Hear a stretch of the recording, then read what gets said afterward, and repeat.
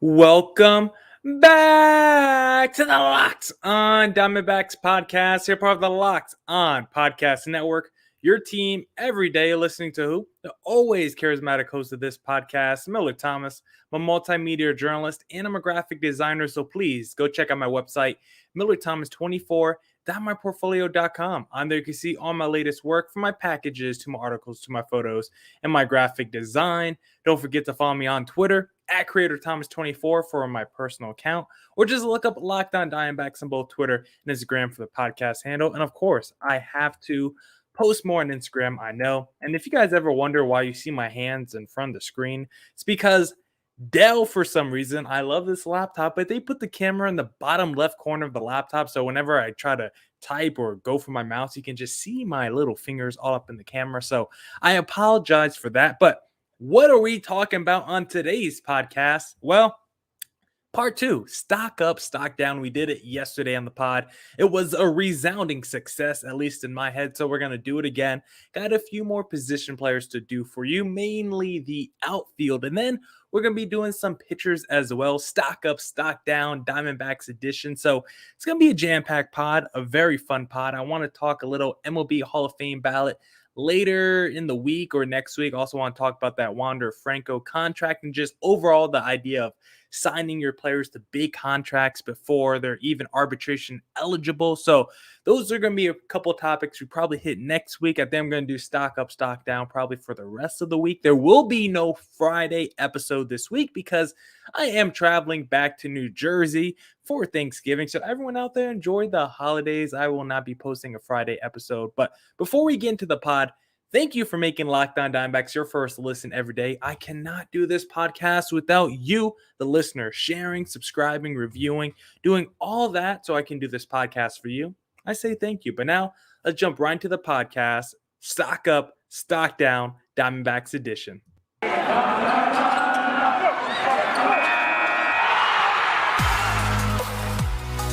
You are Locked On Diamondbacks, your daily Arizona Diamondbacks podcast. Part of the Locked On Podcast Network, your team every day.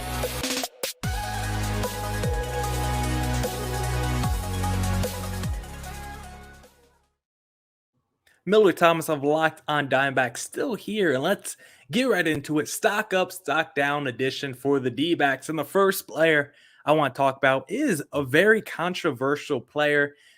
This might be a controversial answer, but I'm talking about Christian Robinson, and I think the stock has to be down for Christian Robinson, a consensus top 100 prospect, not in the D-backs organization, but in all of baseball entering the season. MLB.com, Baseball America, wherever you looked, they probably had Christian Robinson in their top 100 prospects for all major league teams entering 2021, but he didn't play in 2021, hasn't played since 2019, and his career is in jeopardy right now because of legal issues. He may never play again. So with that being said, with those facts being said, I think his stock has to be down. Now, if you want to push back, he's still only 20 years old, but we might not see this guy for over a year before he comes back to the D-backs organization. So right now, you could put a hold on the stock if you want, but if I have any Christian Robinson stock, it's probably smarter to sell it than to buy it right now.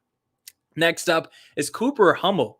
Who? Yeah, if you guys ever seen that TikTok, Cooper Hummel, you guys probably don't know who Cooper Hummel is, but his stock is up. And the reason he's on this list because we are doing players on the active 40-man roster who was in the D-backs organization last year. And Cooper Hummel was in the D-backs organization, but who is he? Why have you never heard his name before? It's because he was acquired for Eduardo Escobar. He was part of that Eduardo Escobar deal. He came back to the D-backs, and since coming to Arizona, he's absolutely raked in the minor leagues. In AAA, in 46 games, batted .355 with a 1004 OPS, is going to be 27, so we're getting to that little make or break time for these major league players who enter their late 20s but really can't get out of the minor leagues. We know those kind of players, those triple or those what do people call them, those quadruple A players, where it's like not really major leaguers, but excuse me, I hope you guys didn't hear that burp, but not really triple A players either. So Cooper Hummel's one of those guys in between, and maybe he can be a major leaguer for this D-backs team.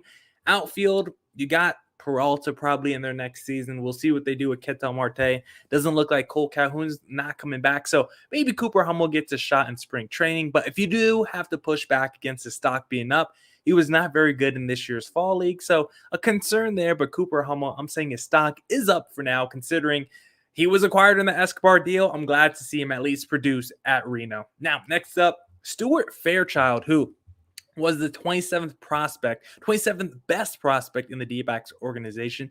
Didn't do much on the major league level this season for the D-backs, but put together his strongest season yet on their minor league level before being called up.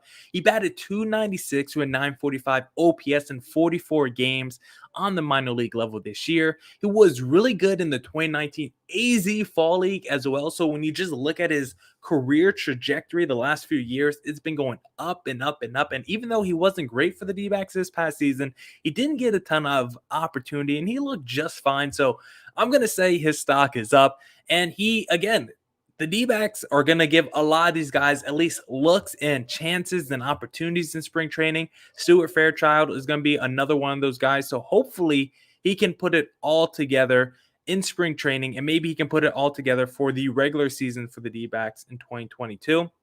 Next up, we got Jake McCarthy of the D-backs, currently ranked number 24 according to MLB.com in the D-backs organization. He had a decent run for the D-backs. He actually played a lot more games than I realized when I went back and looked at it. He played 24 games in 2021. When I saw 24 games, I was like, what? I thought it was more like the Stuart Fairchild, where it was like a handful of games. But Jake McCarthy had a decent run.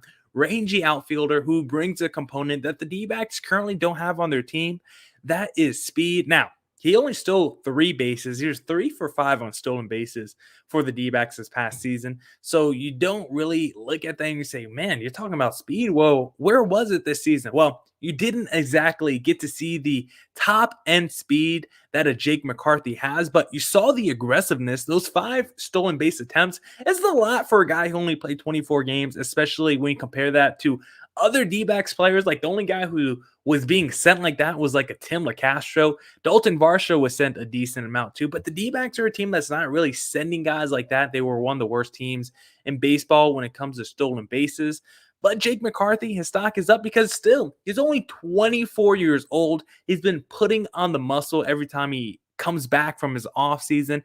He's shown double-digit power in the minor leagues in terms of home runs. He had a 15 home run season before. So if everything breaks right for this guy, maybe he's a 15 home run, 20 stolen base kind of guy on the major league level. That is the best case scenario. I doubt that he gets there, but considering what he did for the D-backs on the major league level this past season, considering his minor league profile and where he's ranked in the system right now, the stock is up. The stock is up for Jake McCarthy. And overall, these are 4 players who most of their stock is up. Christian Robinson, of course, stock is down, but it's not because of on-field plays, because of stuff going off the field.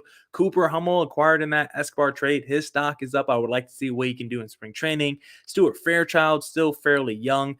His stock is up right now just because he's coming off the best minor league season he's had. And Jake McCarthy looked better than I thought he was going to on the major league level, and got better run than I thought he was going to get on the major league level as well. I struggle to say that sometimes. Major league level, MLB level. I'll just say that on the MLB level as well. Only 24 years old. So Hummel, Fairchild, and McCarthy, their stocks are up. I could see the potential with them. I could see it with a Robinson too, but he might not play for the next 2 years, so his stock is down.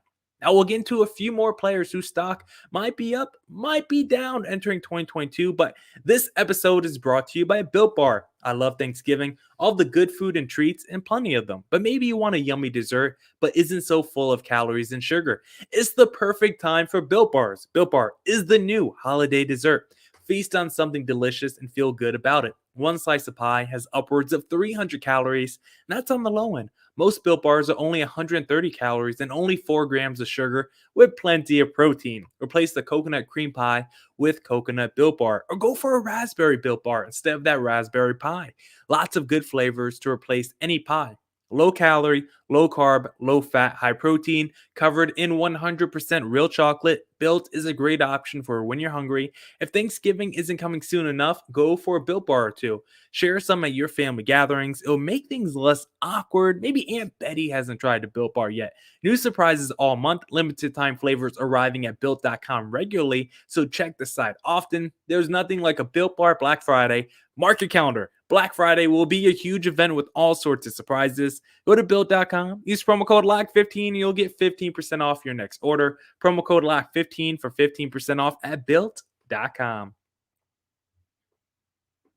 All right. Let's get back into the podcast. And of course, let's do a little more stock up, stock down. The first play I want to talk about is a fan free.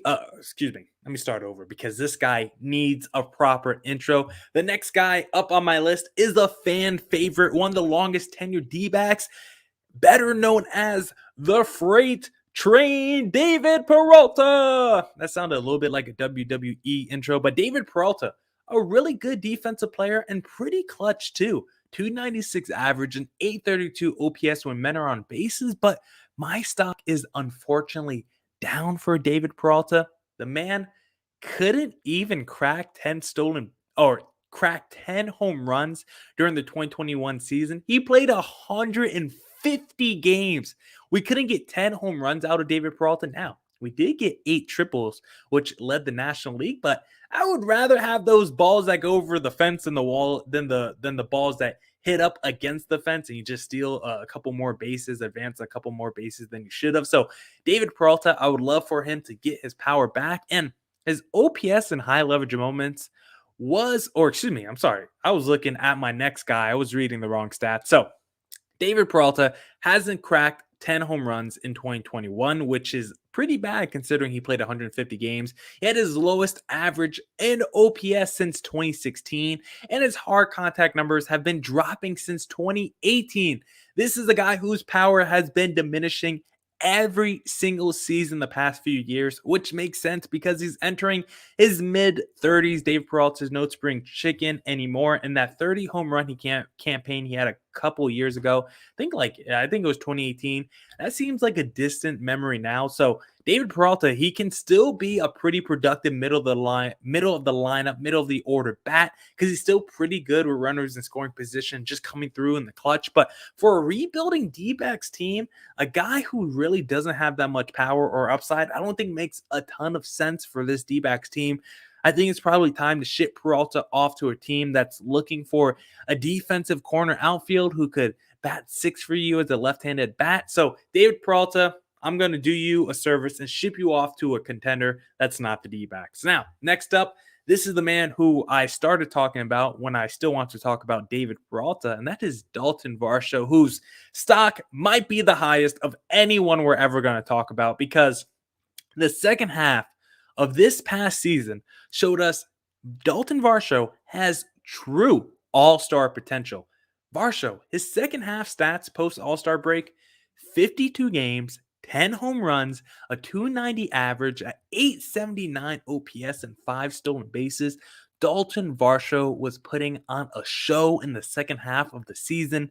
His OPS in high leverage moments was over 1,000. That was the stat I almost read for David Peralta, but it was really for Dalton Varsho.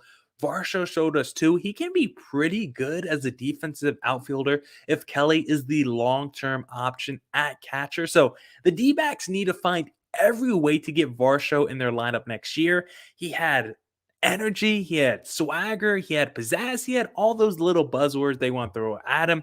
He's not exactly lived up to the hype, I want to say, that D-backs fans put on to his shoulders, but in the second half, he at least lived up to the hype. So if he can carry that second half into a full season next year, the breakout season might be coming for Dalton Varsho sooner rather than later. And if we do see a second half season over the course of a full year next year, Dalton Varsho will have a great chance of making an all-star team. And you look at him with the Ketel Marte or Carson Kelly, and all of a sudden, we might be feeling good as D-backs fans for having core pieces, building block pieces for a potential foundation of a playoff team in the near future, a more of a wild card playoff team instead of a World Series contender. But Ketel Marte, Carson Kelly, Dalton Varsho. You just keep adding to that group, that core, and this team could make the wild card race sooner rather than later, I truly believe. So Dalton Varsho, your stock is undoubtedly up. And of course, the D-backs have a lot of holes to fill if they want to make the wild card. So I don't need anyone calling me crazy out here. But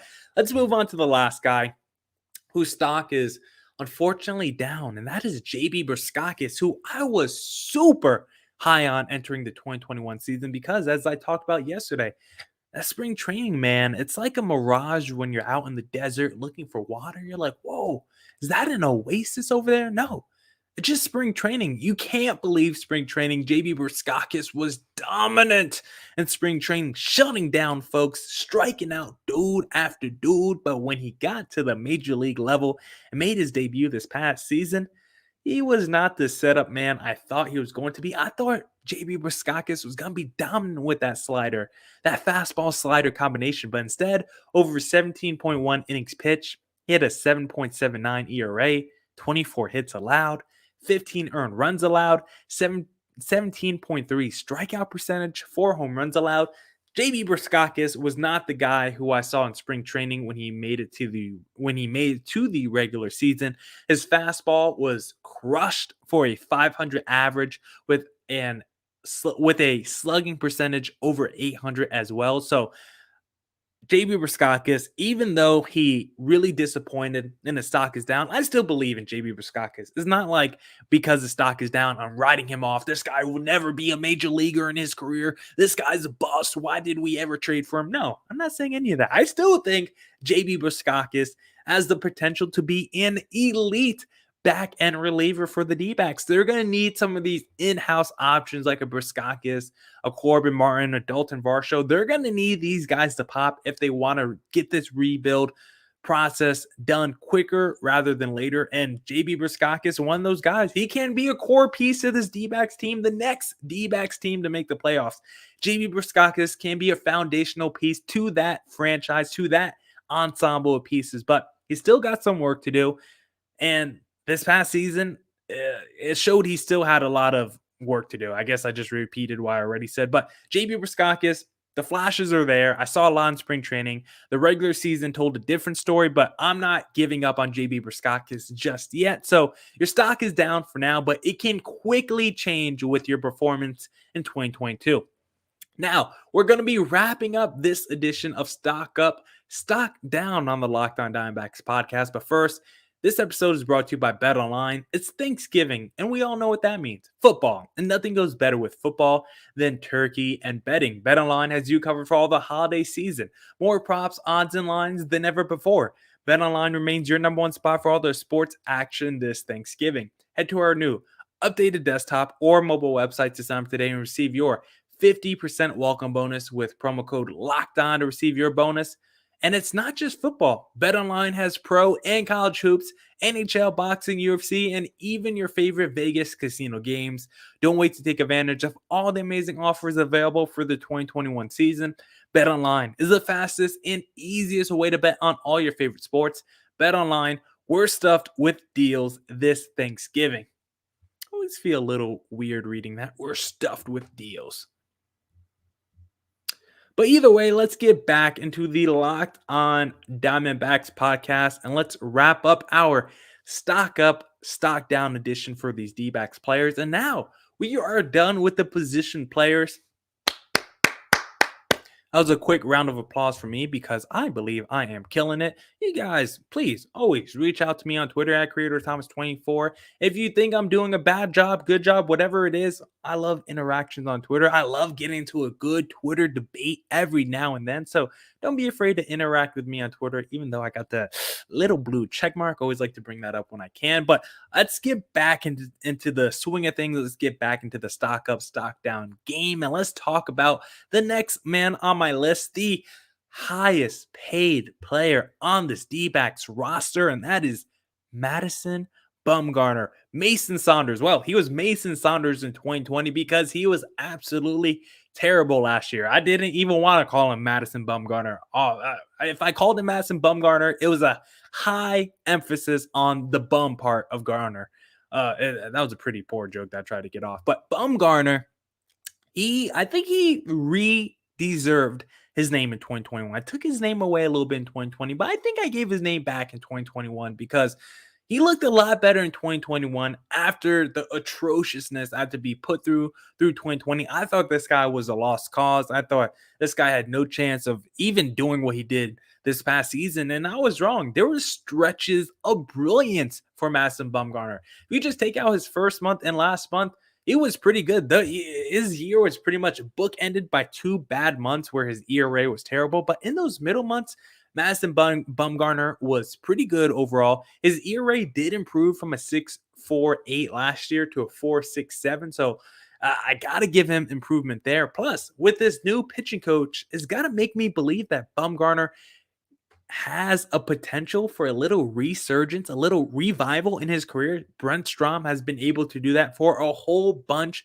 of aging pitchers like a Justin Verlander who went to another level when he got to Houston. So staying healthy is a concern for Madison Bumgarner because he has missed time the last couple of years. His fastball velo is still low, and he's terrible with runners in scoring position. So I'm not making the case exactly for why his stock is up, but the main reason why his stock is up because he was better in 2021 than he was in 2020. I thought he was a lost cause in 2020, and 2021 showed me that there's actually still, if you can just sift through all the garbage, there's actually a guy who could be a number 3 starter for a rotation in there in a Madison Bumgarner. I'm praying that Brent Strom pulls it out. So because of that, Madison Bumgarner, your stock is up heading into 2022. Next up is Humberto Castellanos, and I got an interesting answer here for whether his stock is up or down.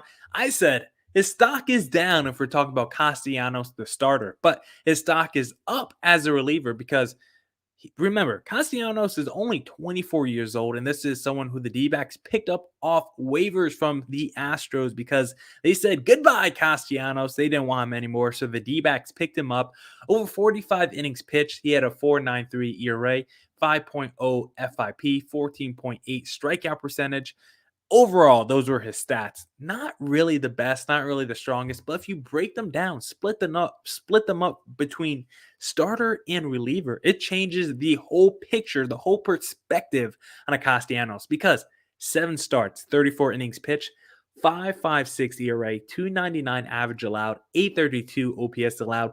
He was crushed as a starter, but as a reliever, 11.2 innings pitched, 3.09 ERA, 2.05 average allowed, 6.44 OPS allowed. Castellanos was very serviceable and very good as a reliever for the D-backs. One of the better relievers they had coming out the bullpen to end the season. So Castellanos, if we're talking about him as a reliever, his stock is up entering next season because the D-backs bullpen is terrible. But if we're talking about as a starter, the D-backs have enough mediocre starters. And I don't think we need a Castellanos to go out there and just continue being mediocre when the D-backs have like 8 of those guys. So stock up as a reliever for Castellanos, stock down as a starter. Then the last guy I want to talk about today, this is someone who, it hurts my heart to say this, but Taylor Clark, your stock is down. This is someone who I thought could emerge a couple of seasons ago heading into 2020 as a potential number 5, number 4 starter for this D-backs team when I was like, it's Gallen, it's Bumgarner, it's Luke Weaver, and then after that, maybe Taylor Clark has a chance, and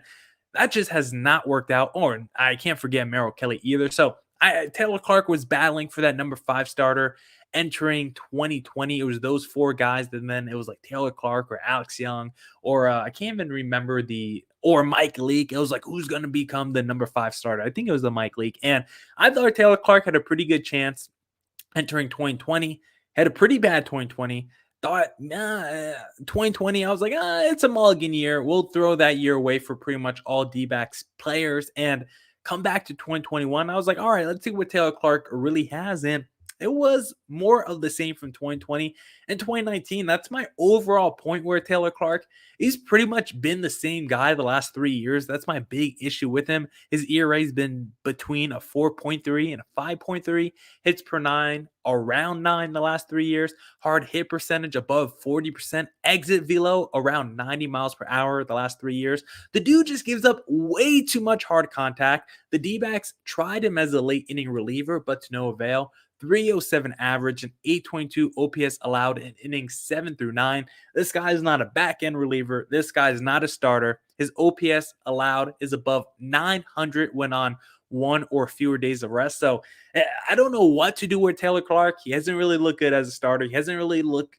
good as a reliever. He hasn't really gotten better the last 3 seasons. So right now, I feel like Taylor Clark could be on the outside looking in pretty soon when we're looking at this 40-man rotation. I'm scared he might get the Alex Young treatment pretty soon, how they just pretty much got rid of Alex Young because the dude wasn't performing. If Taylor Clark has another season where he doesn't get any better and his ERA is getting pretty close to 5, then he won't be long in the tooth. Another one of my old cliches I like to say. He won't be long in the tooth if Taylor Clark continues to struggle. So right now, his stock is down entering 2022. Now that's it for this edition of the Locked On Diamondbacks podcast.